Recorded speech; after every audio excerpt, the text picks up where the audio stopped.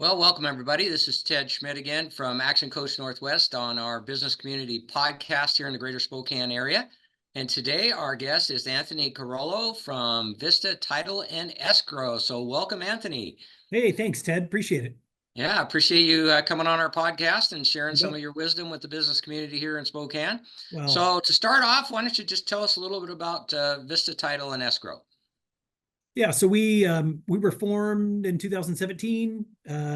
We bought the assets of Stewart Title of Spokane, and with a bunch of local partners.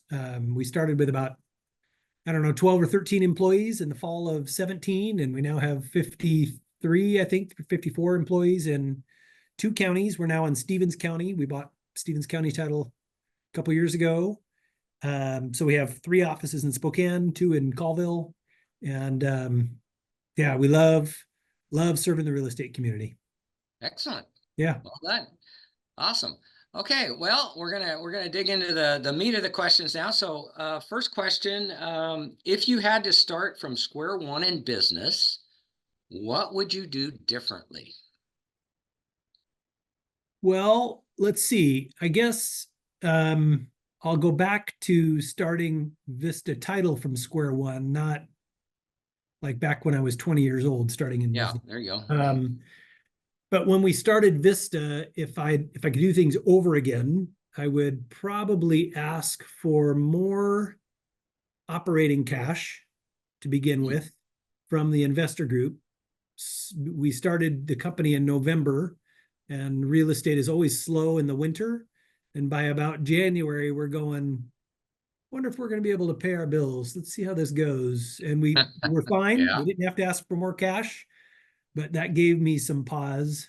And I would have probably in my, when we start an operation, we create a pro forma, kind of an estimate of what the first year is going to look like in terms of profit and loss. But I would have included cash flow in there and tried to budget for more of my startup costs better. That was one of the challenges that we had in terms of the startup, was just we spent more on the startup than I anticipated. So the brand, creating the website, buying the signage for the new brand, all of that stuff costs more than I had budgeted for. And I kind of guesstimated. I wouldn't guesstimate. I'd probably go talk to a professional first and say, what do I need to put in this line item? Yeah. So, yeah, just trying to figure out those startup costs. But it all worked out fine. We're good now. And we have a great brand. And so Yeah. Yeah. Well, good for you. Yeah, that's an interesting one. I've seen that a lot with new businesses, especially they're undercapitalized when they get started. Yeah. And they don't realize what it's going to cost. And no. then, No, you really got to think that through. Yeah. If you don't, it'll kill you before you even hardly get out of the gate. Yeah. Well, you run out of cash, you're out of business. So Yep. Yeah. Okay. What have your biggest learnings been as an employer since you began in business? Okay, so I'll go back my whole career then. Biggest learnings.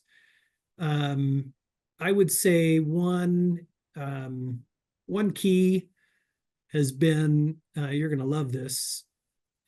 I'm full disclosure, disclaimer. I'm not a client of Ted Schmidt. No, you're not. But leadership coaching for me was huge. And Ted did not pay me to say that. Whoever's watching this, but probably 10 years ago, right at 10 years ago, I went from running Stewart Title of Spokane as a manager, local manager, into ministry. And I went into ministry for 3 years, and somebody bought me a ticket to the Global Leadership Summit, which is 2 days of just leadership speakers speaking about leadership. And I sat in that conference for 2 days just going, oh my gosh, this is what I've always wanted. And then I had a local coach who offered, as part of his contribution to the ministry, to coach me for about a year or two. And it was just enormously helpful. And I've looked for that in my life in my world, my professional world ever since. And so leadership coaching has been huge for me. It's just somebody doing outside perspective on me, and you have to walk into it ready to be not offended and unoffendable, and it's been super healthy. And then the other thing, I guess one of the other big takeaways, particularly for me as an entrepreneur running my own business, running my own business, not my own business, but running a business as a manager for somebody else, you're running their agenda and you're just managing people and processes and numbers. But when you're an entrepreneur, now all of a sudden everything's on these shoulders, and you got to think about strategy, and you got to think about how to form and shape your leaders, and those conversations, and cash and P&L. And I mean, it's all the other things of running a business along with strategy. So strategic planning for me, and just how to do it, how to go about it, how to think about it, was just it was like starting a new chapter in the book. I mean, it was like, oh my gosh, why did I not know this before? Why didn't somebody teach me this before? And so that's just been huge. Yeah. Well, you don't know what you don't know. That's right. And that's right. Yeah, exactly. Okay. So what are some common misconceptions about running a business, and how do you address them?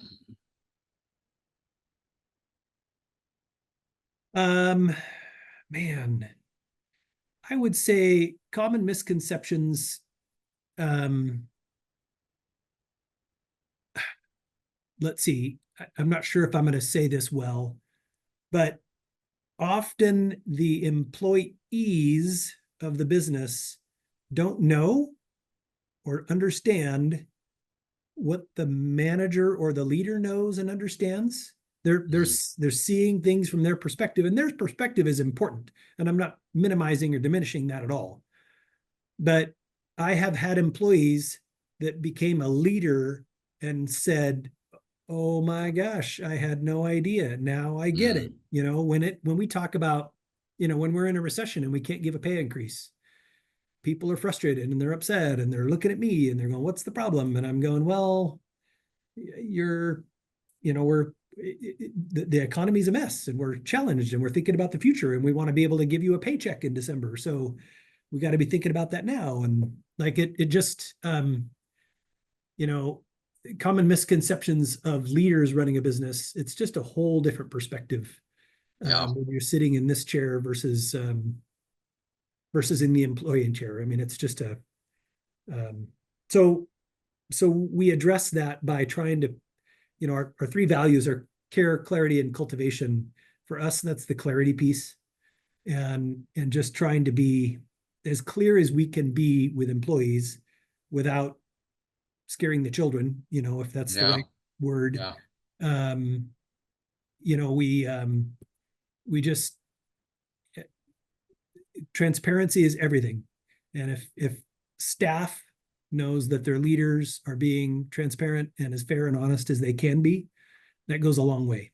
If they feel like they can trust me, then we make a good team. If there's distrust, we're going to have challenges forever until it's resolved. So back in the old days, they used to say it's the difference between signing the front of the check and signing the back of the check. That's exactly right. There's a world of difference. Okay, what do you attribute your growth to? You've grown quite a bit in the last few years. We have.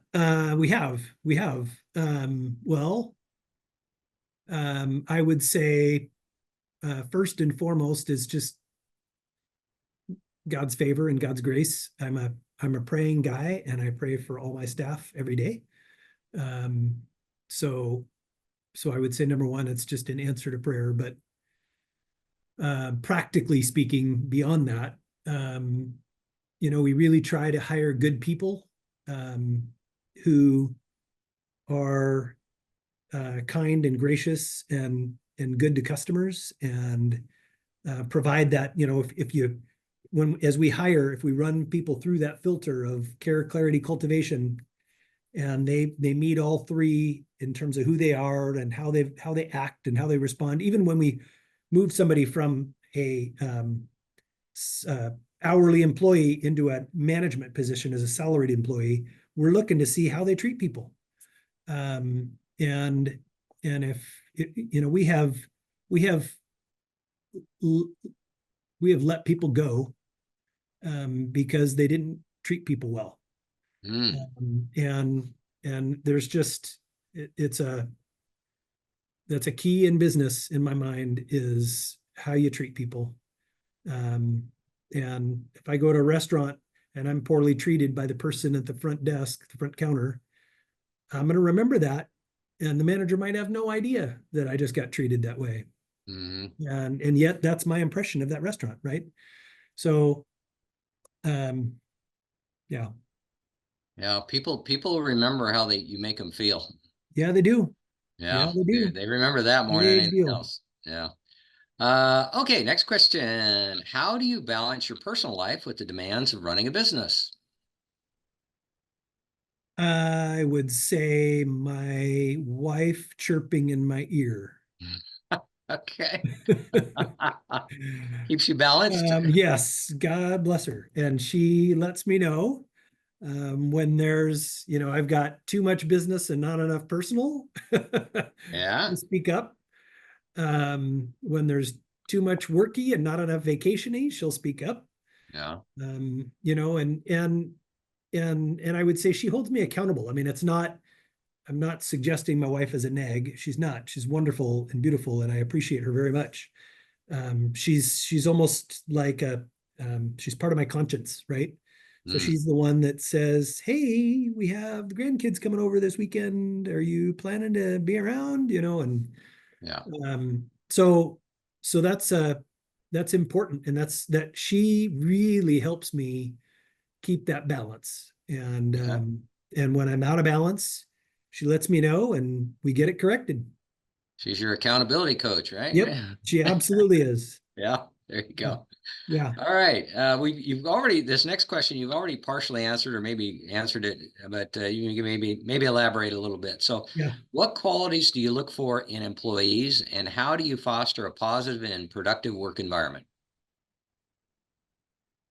Yeah. So that's kind of that's very much a two-part question. Okay. So, what do we look for in employees and fostering a positive work environment? Look for in employees, I already mentioned the filter, care, clarity, cultivation. The Right. other one is, um, let me grab a book. It's called The Ideal Team Player by Patrick Lencioni. Lencioni is one of Yeah. my favorite authors. Yeah. And in the book, to summarize it very easily, I'll save you all the money on the book. He identifies three traits in the ideal employee or the ideal team player. That's humble, hungry, and smart. Humble meaning they have a real humility and they don't think they're better than everybody else. Hungry meaning they want more work, they want more orders, they want more market share, they want more, whatever you're producing. And then smart means emotionally intelligent. They're aware of how other people perceive them and how they're received and how they treat people. And when something comes out of their mouth and they see somebody else's eyes pop open, they're like, there's an awareness there, right? Humble, hungry, and smart. And so we try as best we can to identify them at through the interview process and the Yeah. checking references. But then, once they're hired, then we're coaching them through the filter of care, clarity, and cultivation. And we can say, to a salesperson, we need more business. We're lacking orders. That's cultivation. And we need you to go out and, bring in more business. And so it's just the idea that if you have good values, I mean, a good solid list of values, and we keep them short. They're all 3 C's. So everybody remembers them. We Yeah. talk about them all the time. We put them on their annual reviews. But that way, you can pull them out of your back pocket and say, hey, look, this isn't showing care or clarity. So let's get there. And then now I will say, there are times when employees will say to us, hey, you're not being very clear. Like, I need clarity here. Yeah. And so it's a both and. And I think that provides a positive work environment. We hope it does. We believe it does. From our perspective of our customers, we have super high survey scores. Consistently, one out of 5 stars. We get fives all the time. So I say that to say we hire based on humble, hungry, smart, and we coach through care, clarity, cultivation, and the whole hope is that we're building a positive work environment. Yeah. Excellent. Yeah, Excellent. That's very insightful. Thank you. I'm sure a lot of people are going to get a lot of value out of that one. Yeah. So, good. okay. Only a couple questions left. Yeah. What question should I be asking you that I haven't? Man. I guess I would say, I I don't know. I don't know if I don't have the question. I have the answer. So Okay. I'll share something that's been on my mind in particular this year, I would say, past year or two. And that is just, we try to hire based on humble, hungry, smart. We try to hire good people who are well spoken, well written. They're smart in work. They have a good mental grasp of work concepts, and they have good work skill sets. And then we'll train them. So we're trying to turn over rocks and find folks that maybe are underutilized by their skill set or who they are in their current role. And we think maybe that someday they'll make a good closer or an escrow officer, or someday they'll make a good business development officer, and so we really make an effort to promote from within, and provide those opportunities for our staff as much as we possibly can. There are times like this year in this economy, we can't as much. I mean, we're not promoting nearly as much as we have in the past. Back in 2020, 2021, man, we were moving people up, promoting them all the time, giving them raises. Then the past year or two, it's been slower. But all that is just to say, we don't run out to our competitors, offer them $5 more an hour, and try and recruit from a competitor. Instead, we look to our existing staff and say, hey, Susan or Dave, they've been here for a number of years. They've got good skills. They'd make a great, XYZ. And so we try and promote from within as much as we possibly can.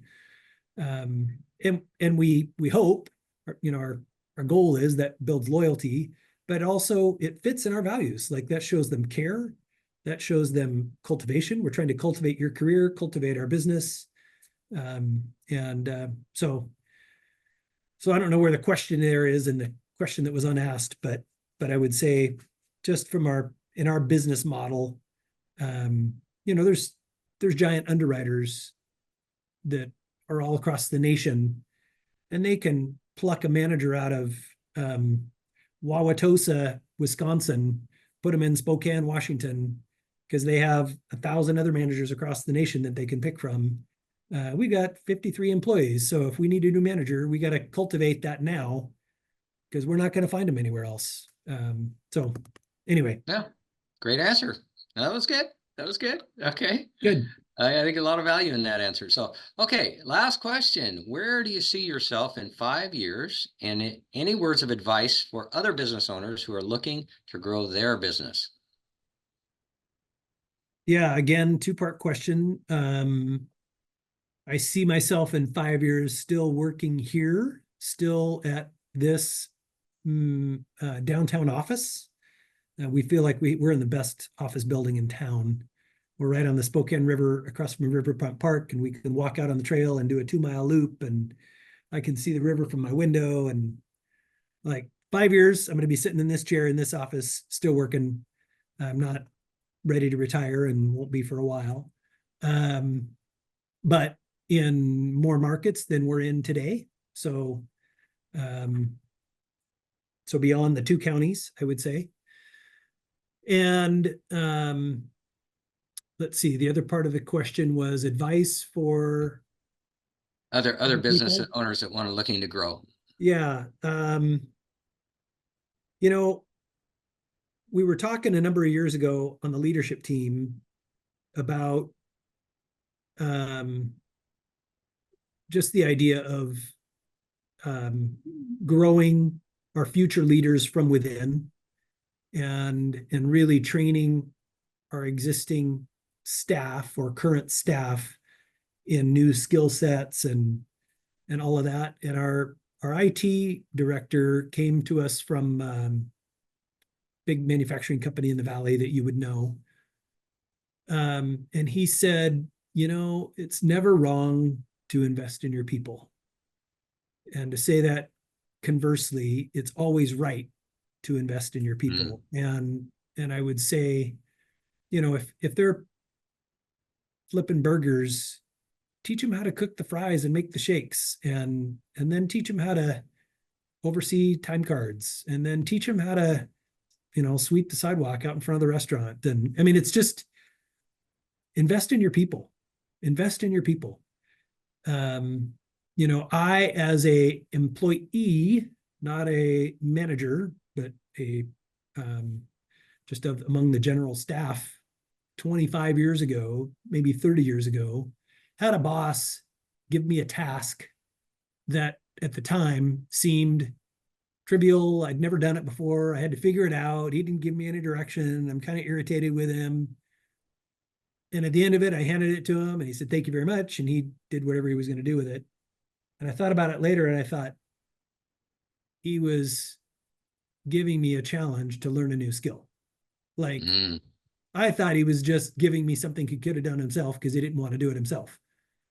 But, and he might have been doing that. Like, maybe I'm giving him too much credit, but the reality is he was building my skill set. And so as a leader now, I try to do that as often as I can. And I don't have the time to do it all. And it might be something I can do myself, but if somebody's never done it before, I'm going to let them take a shot at it and do it. And I'm going to help build their skill set, and they'll be more valuable to us as a company down the road.